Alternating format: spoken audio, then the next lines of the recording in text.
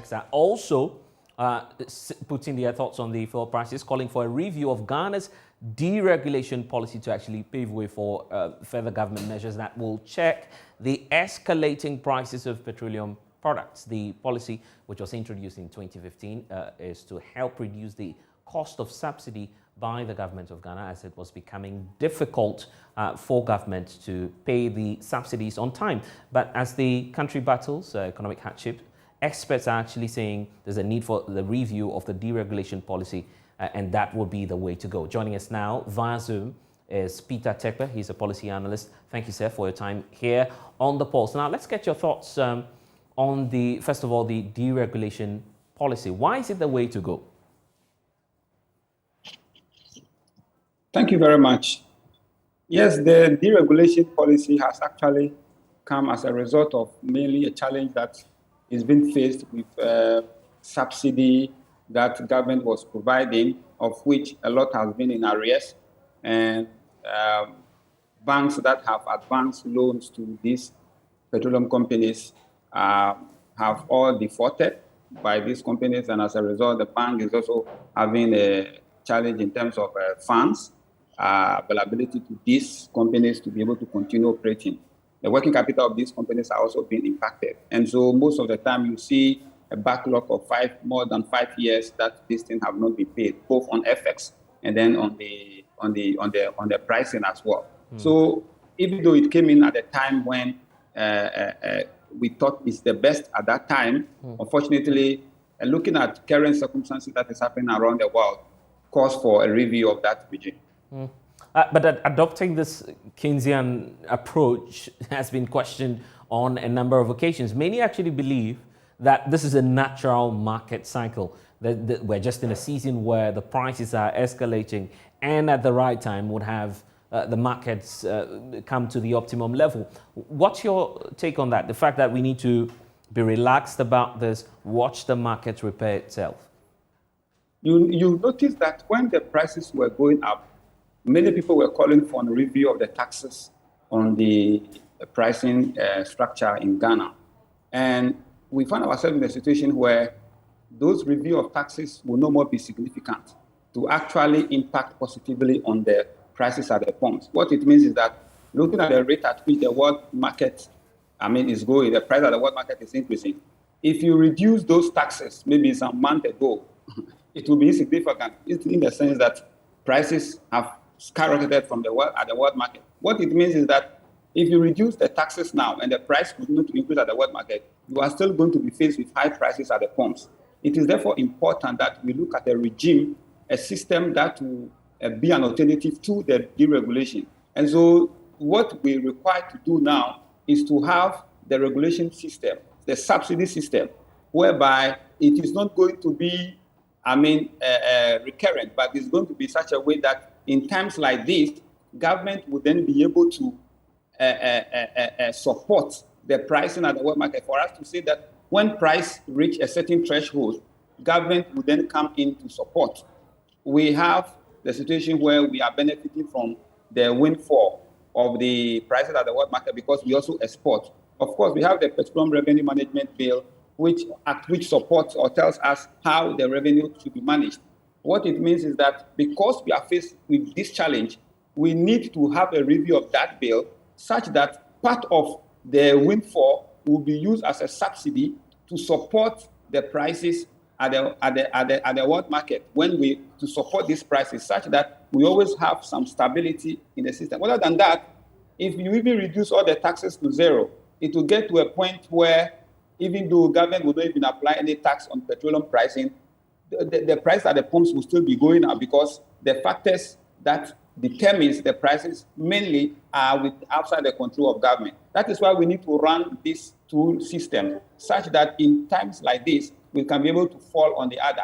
And so government needs to deliberately set aside part of the funds from the windfall of the export to be used to subsidize so that it will not be like the previous regime where government has to look for money somewhere else to be able to support the subsidy. This one, we have all agreed that any windfall from the petroleum exports from which we are exploring, we will be able to use it to support in times like this. And I think that this is the best way to go because prices at the world market will continue to go up. And as we continue to go up, even if government reduces taxes, we will still going to pay the higher prices at the So pump. just give me some clarity on this. How do you intend that the government approaches this matter? Do we do that by, first of all, taking off the taxes or regulating the prices on the market? What's the best approach to this? You don't take off the tax. The taxes remain as it is. So the taxes will still remain. But for instance, the price is currently above $100. So what we say is that, okay, when prices is above 80, anything above the 80 will be a benchmark, will be the threshold. Anything above $80, government will then subsidize from the windfall of the petroleum export.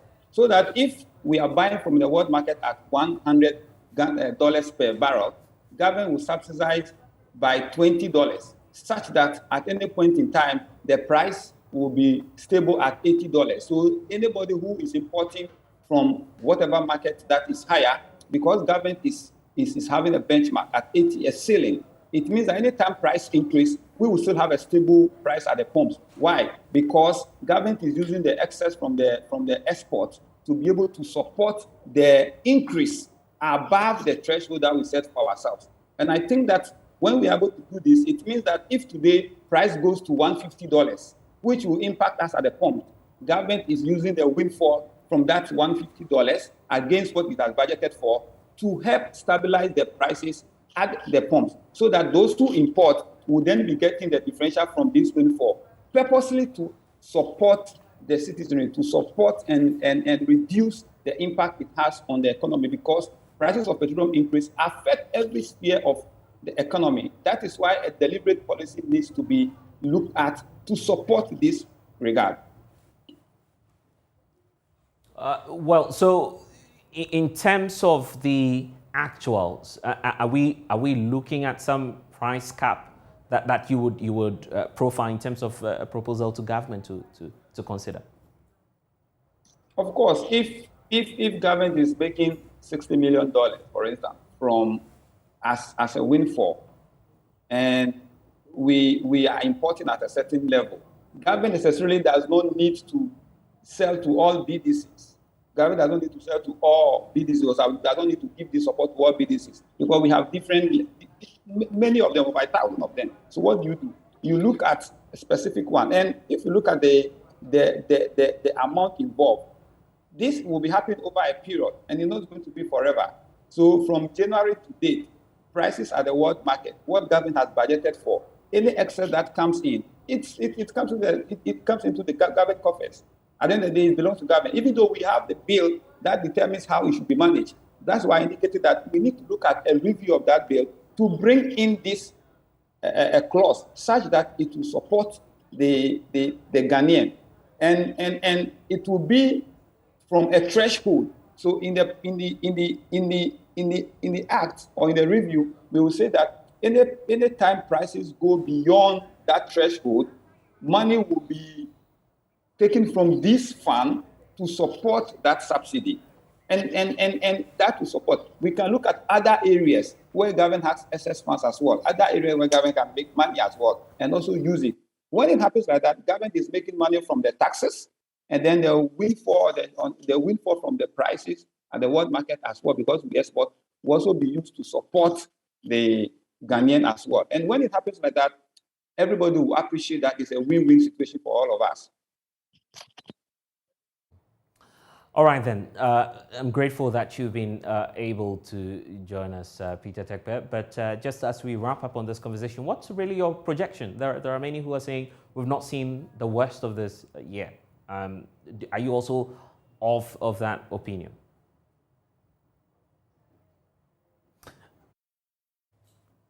Peter Tekpe, if you can hear me, I'm asking whether there may be further escalations.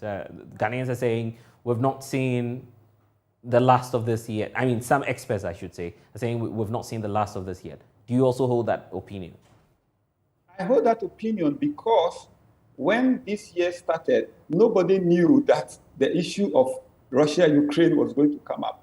It means that it is possible that other issues will also come up, which we will not have control over.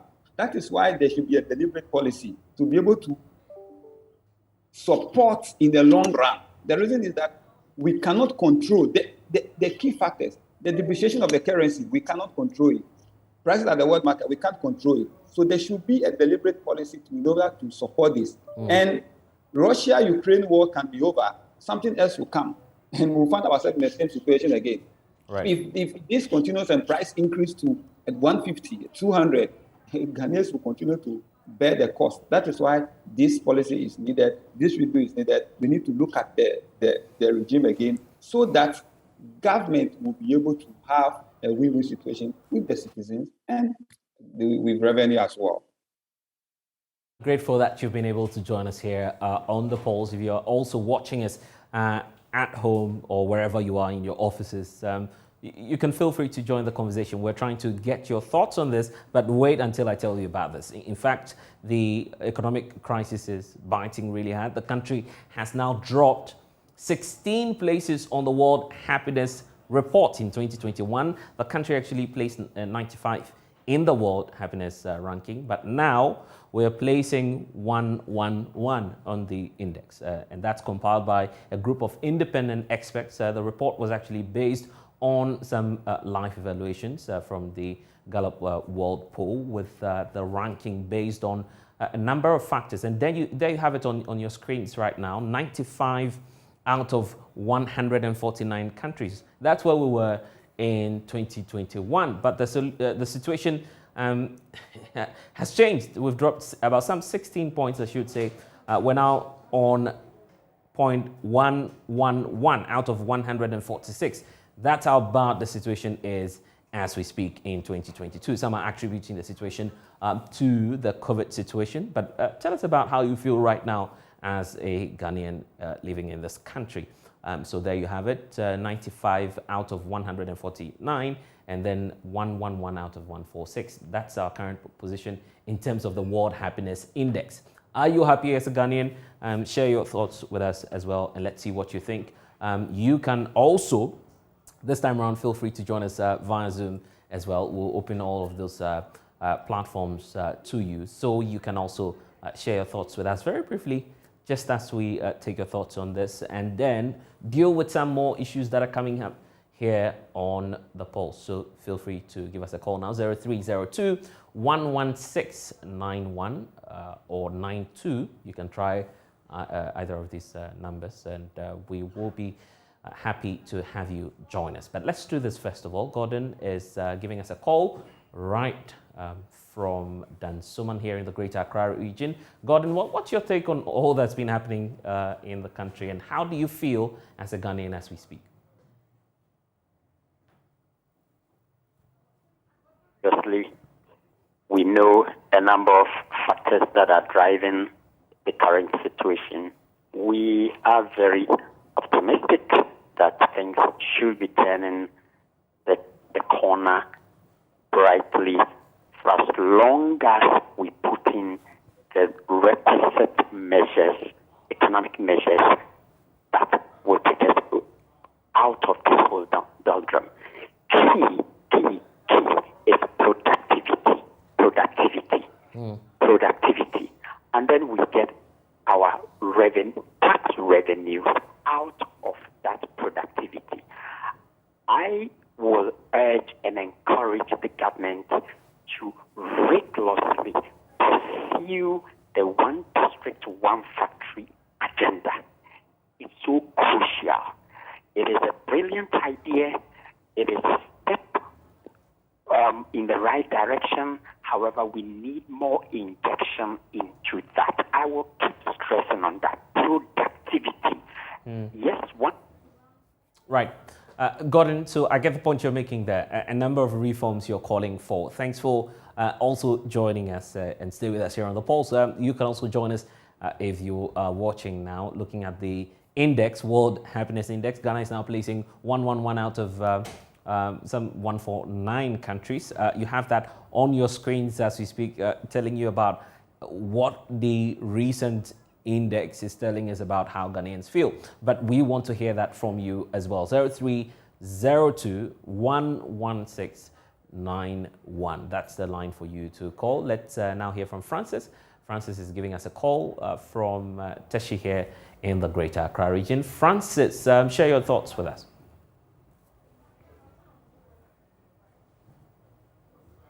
Francis, if you can hear me, I'm asking about how you also feel as a Ghanaian in this time.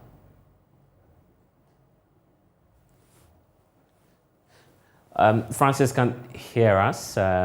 You can, but what we're also doing is that you can also feel free and join our connections as well, so we can get your thoughts also via Zoom. So it's not just about our phone lines. Godwin is also calling us from Ho.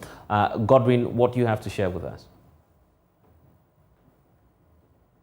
Godwin, if you can hear me, I'm asking how you feel now as a Ghanaian. Well, I may say very terrible, not happy at all.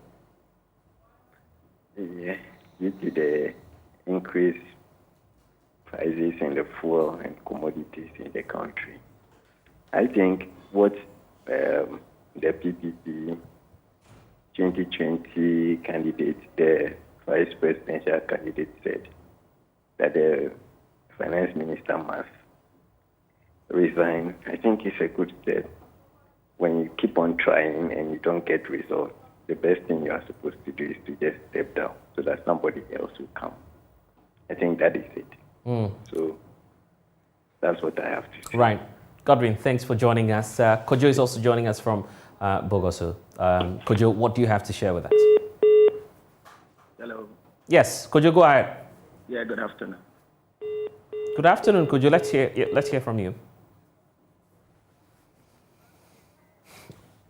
So unfortunately there, we've lost Kojo here on the polls, but don't forget as well that you have, we have a few more minutes for you, so you can also join us and share your thoughts with us and also tell us how you actually feel. Don't forget it's 0302 211 691. Daniel is joining us on Zoom. Daniel, if you can hear me, please unmute and then make your points now, Daniel. I think it's obvious that the economic managers have not done much to leverage the suffering of the good people of Ghana. And it's obviously, the case that people and the global economic monitors have descended heavily on government, and whether or not this government is doing well enough to leverage the suffering of the good people of Ghana. But for me, my pocket definitely determines whether I'm happy or not. I'm so seated here right now. I'm not sure I'm a good person, and obviously not happy with how the things are being managed. What's wrong with your pockets? I mean, you all know. If yesterday I went to buy fuel, it was 8.2. The next day I went and it was 9.3. Obviously, it's going to affect my pocket. It's something I've not budgeted for. And so if I have budgeted some money to be used for other things, it means that I'm going to deprive those critical areas of my life into buying fuel because of the high cost of fuel being experienced at the pump. Okay then. Thanks, Daniel. Benjamin is here. Benjamin from Dodoa. Benjamin, hi there. Hello. Good afternoon. How are you feeling now, Benjamin? Hello. Yes, Benjamin, go ahead. I can hear you. My name is Frank. Okay, so this is actually Frank from the Volta region. So, Frank, you can also make your point and then we'll take that of Benjamin.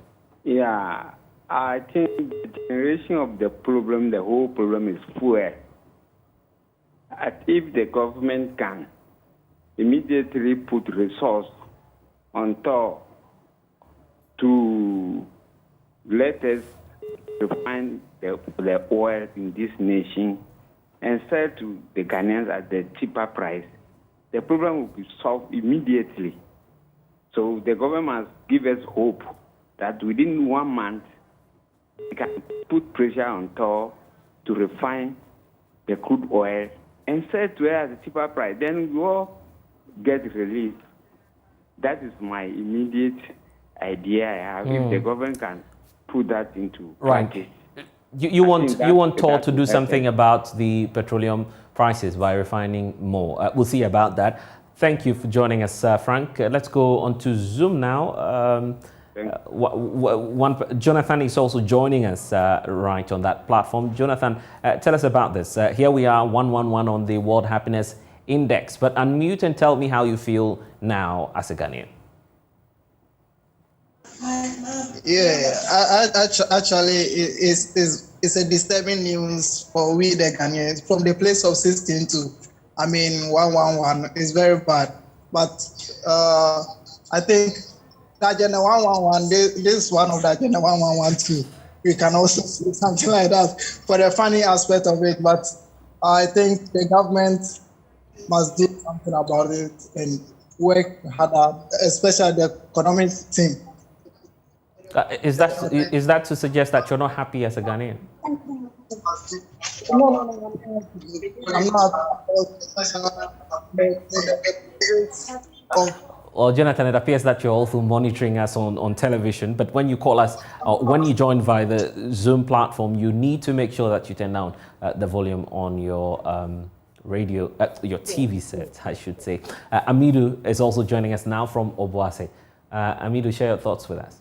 Good afternoon. Yes, go ahead then.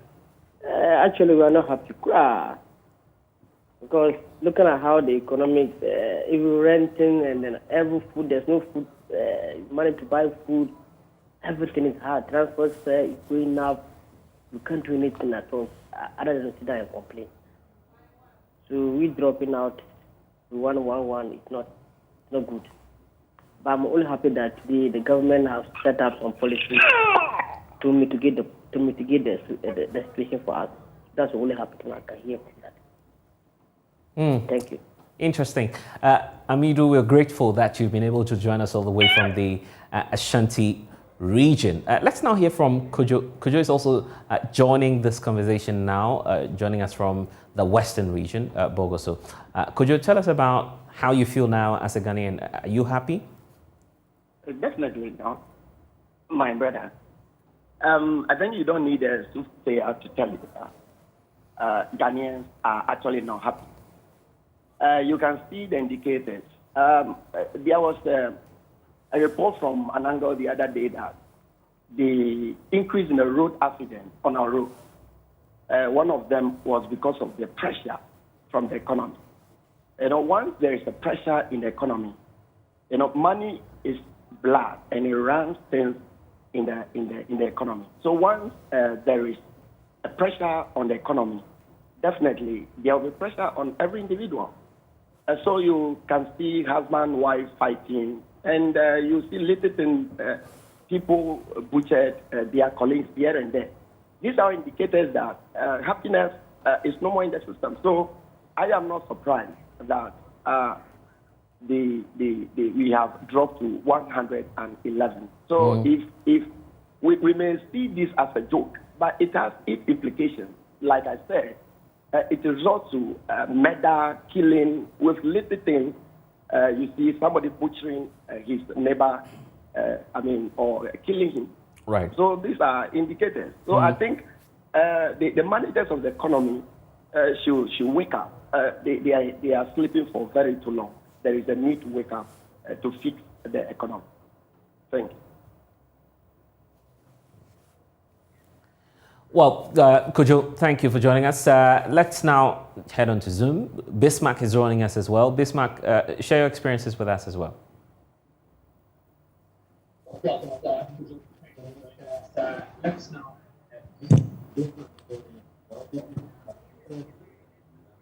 Bright is also, yes. Bismarck, Bismarck, are you with us? Your viewers. Yeah.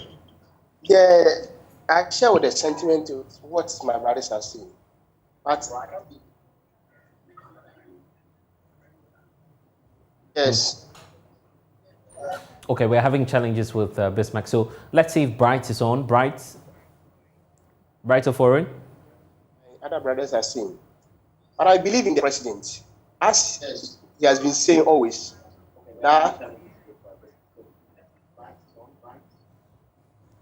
Bismarck, we seem to be having a challenge with your line. So let's do Bright, and then we'll come back to you. So Bright of Ori, let's hear your point on this as well. Bright, kindly unmute for us so we can hear you.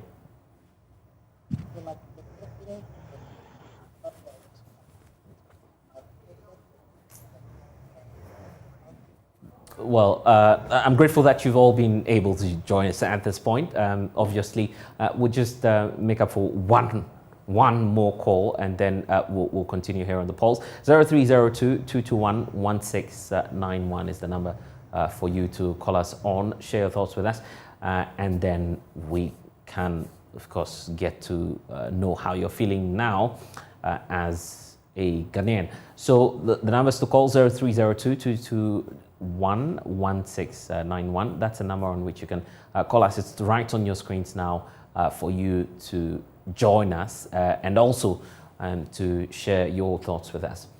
Let's see if we have, James. It's actually Jamal. Jamal is actually joining us now.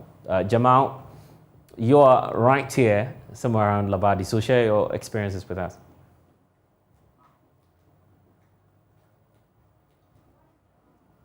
Jamal, if you can hear me. Yeah, good afternoon to all of you. Hello. Yes, Jamal, just make your point briefly for me. Hear you. Good afternoon to all of you. Yes, good afternoon, Jamal. I want to make a point here on the fuel prices.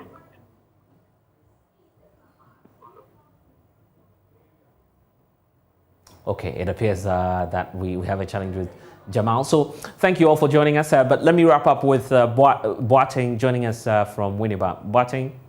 Yes, sir. Yes, your points. Yes, you can, my brother, you can see from all indications that we are suffering from this economic hardships and difficulties. It has not been easy. That has not been easy. And we can never be happy.